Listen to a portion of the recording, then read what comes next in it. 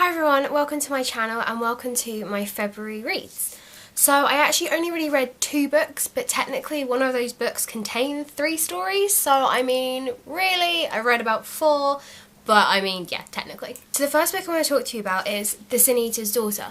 It feels like I read and reviewed this so long ago. For any of you who did watch my review, then you will know how I felt about this book and how amazing it was and how I just could not stop screaming and how I couldn't put it down. It was really awesome. I read the short stories first. As I said in my review, I wasn't really sure when to read them, so I decided that I would just read them beforehand. I'm really glad I did because now that I'm heading towards the next 2, the Sleeping Prince is awake and sort of, his story is gaining momentum and the looming threat sort of thing, so it's actually quite cool. It's just cool that you have that and that you actually have the background of him, because bits of his story and his mythos and the fairy tales that they have are mentioned within the second book, which I have technically started reading, and so it is quite cool that you have that background of actually he was once a real person and that,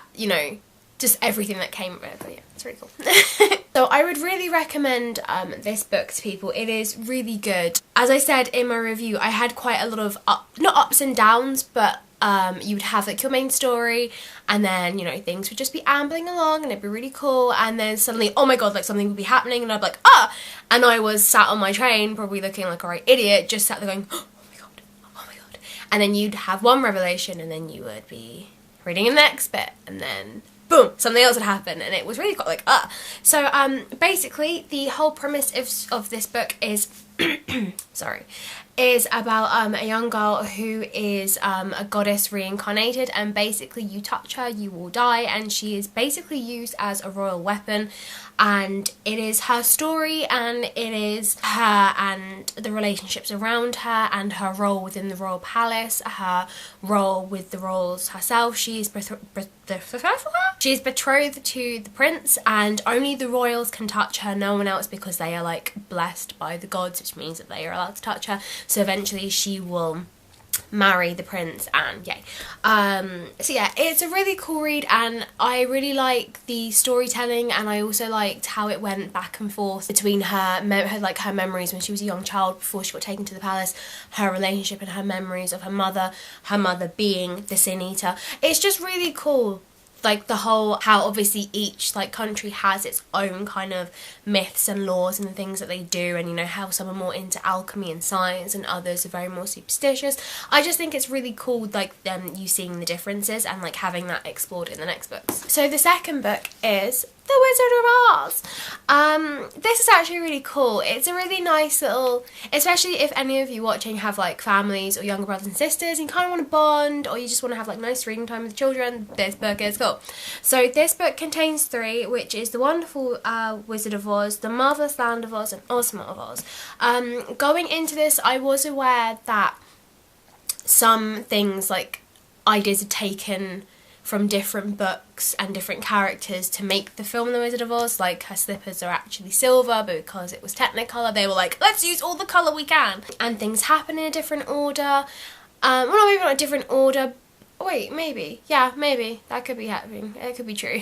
I don't know. And yeah, just and different things take place. I remember when I was a kid, I had an animated version of The Wizard of Oz, which was quite different from the one, from the live action one, and in that one I remember that when they go and meet Oz, they all have to go in separately and Oz appears to them differently, and that's what happens in this book.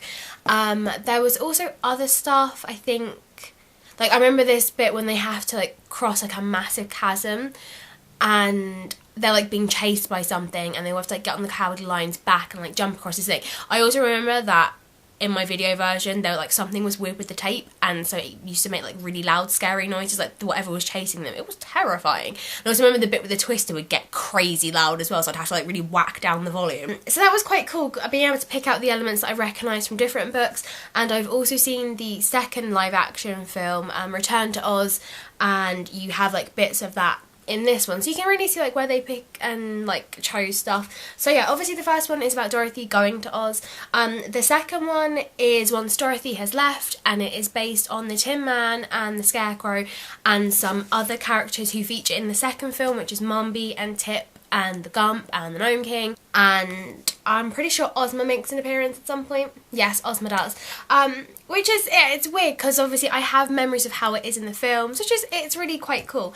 The only thing I was disappointed with Tell a Lie, the Gnome King's in the third book, ignore me. The only thing that did kind of bug me was that the Scarecrow and the Tin Man were it, but the Cowardly Lion wasn't. So because I think the reason why he wrote the second book was because, you know, he got lots of letters from people and they really wanted to know what happened after Oz and stuff. So I was kind of surprised that somehow the Cowardly Lion didn't get roped into it, but I guess it was the whole adding sort of newer characters like Tip and Jack Pumpkinhead and stuff. And then the third book was written, it's quite nice because you've got like little author's notes in the beginning of each of these, because people were like, what happened to Dorothy after Kansas? And we'd love to see her go back there. And I'm like, like I said, what happened with the Cowardly Lion? So in the third one, she is on her way to Australia with Uncle Henry, and massive storm on a ship, and she gets blown overboard, and then she ends up not in Oz, but like a sister fairyland country to Oz. I'm trying to remember because I feel like in the film she ends up in Oz, but it's just a different part of Oz, whereas this is Oz, the Deadly Desert, and then like this new kingdom. That's how it was, because it's called Eve, or Eve something, along those lines. And you've still got Bellina the chicken in it, and then you've got characters from the second book popping up. Ozma is more prominently. This is where the Gnome King comes in. See, I'm already getting confused with the live action versions. But no, this is like a really nice read. I was actually surprised I read this so quickly. I thought I probably would have been reading this actually into March. I was very pleasantly surprised with that. But I'm definitely going to read all 5, but I'm definitely going to stagger them throughout the year, I think. The writing style, I don't know, is I guess it's a little different to what I'm used to, and you know, there's no real threat or peril or anything like crazy exciting happening with these. So I kind of feel like, you know, when I just want an easy read and I don't want like to, you know, tax my brain too much, I think this is going to be like my go-to. So those are my 2 reads for February. Looking to March, I have definitely decided what I'm going to read. Like I said, I finished the Oz collection quicker than I thought, so I started to read The Sleeping Prince. I am about like 70% through that book already, which again really surprised me. So I have started reading that. It's really good, but I will save that for next month.